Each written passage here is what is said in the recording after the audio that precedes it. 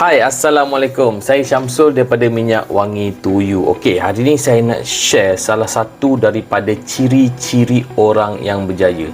So, kita nak berjaya tak? Kan, kita nak berjaya kan dalam apa jua yang kita buat. Tapi, macam mana nak jadi berjaya kalau kita tak tahu apa ciri-ciri untuk jadi berjaya? Okey, satunya adalah, saya nak share hari ini adalah bersedia untuk berubah. Okey. Ada masa kita perlu berubah dan ada masa keadaan memaksa kita untuk berubah. Okey. Contoh sebagai contoh Okey. Kita nak capai sesuatu. So kita perlu berubah. Betul tak? Contohlah kita nak majukan kita punya bisnes. Kan? So kita perlu lebih berdisiplin. Kan, lepas tu kita kena belajar skill-skill baru. Contohnya mungkin sebelum ni kita tak pandai nak bercakap depan orang, so kita kena belajar untuk cakap depan orang. Kan, lepas tu contoh skill baru yang kita kena tambah, mungkin dulu kita banyak buat offline marketing, sekarang kita kena pandai untuk buat online marketing. So nampak tak, kita perlu berubah. Kita perlu berubah. Dan keadaan yang kedua adalah keadaan yang pertama tadi sebab kita nak capai sesuatu, so kita perlu berubah. Dan keadaan yang kedua pula adalah keadaan yang mendesak kita untuk kita berubah. Sebagai contoh benda ni saya pernah lalui, di mana tiba-tiba, bukan tiba-tiba lah, bisnes saya down. So bila bisnes down, saya terpaksa berubah. Sebab untuk saya bangkit, untuk saya bertahan dalam bisnes. Mungkin keadaan itu tidak selesa dan keadaan itu kita tak suka, dan kita mungkin terpaksa buat benda-benda baru yang kita tak suka.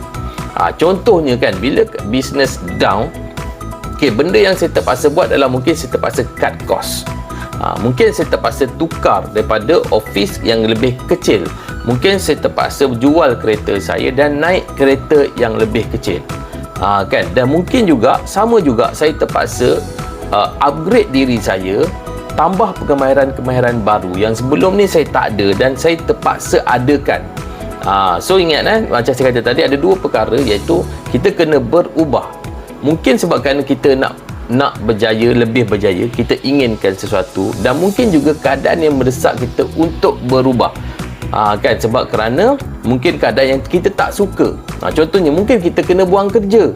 Kan, tapi bila kita kena buang kerja, kita tak ada pendapatan, jangan kita down. Pertama sekali kita kena bersedia untuk berubah. Mungkin kita kena, orang kata, bermula balik daripada bawah, buat balik kerja-kerja yang kita tak suka. Mungkin dulu kita engineer, sekarang ni mungkin kita terpaksa jadi tukang, kita buat sendiri. Tapi tak apa-apa pun kita kena berani untuk berubah, bersedia untuk berubah. Okey. So, tapi macam mana kita nak ubah? Kan? Sebab kadang-kadang ada benda yang kita suka untuk ubah dan ada benda yang kita tak suka untuk kita ubah. Okey, ini salah satu cara yang boleh saya beritahu adalah kita ubah mindset kita kepada saya perlu lakukan perkara ini kepada saya gembira atau saya mahu lakukan perkara ini. Ubah dalam kepala. Mungkin benda tu kita tak suka kan. Okey, mungkinlah kita kena belajar menjahit. Terpaksa sebab kita nampak benda tu kita boleh buat. Daripada kata saya perlu lakukan benda ini, tukar kepada saya dengan gembiranya nak buat benda ni. Saya mahu lakukan benda ni. Aku mahu orang kata jadi rider buat masa ni. Aku gembira jadi rider buat masa ni. Supaya kita boleh mencipta keseronokan di dalam situasi yang kita tak suka tadi. Benda ni nampak macam senang cakap, bolehlah, cuba buat.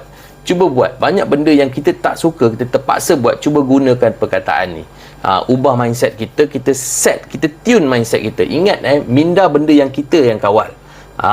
Okey, kita boleh kawal dan kita boleh tune dan kita boleh program. Okey, so sampai di sini saja. Okey, jika video ini bermanfaat kepada anda, sila share supaya memberi manfaat juga kepada orang lain. Dan jika anda nak bisnes perfume jenama anda sendiri dengan minimum order hanya 10 botol saja, hubungi saya. Okey, Assalamualaikum, bye-bye.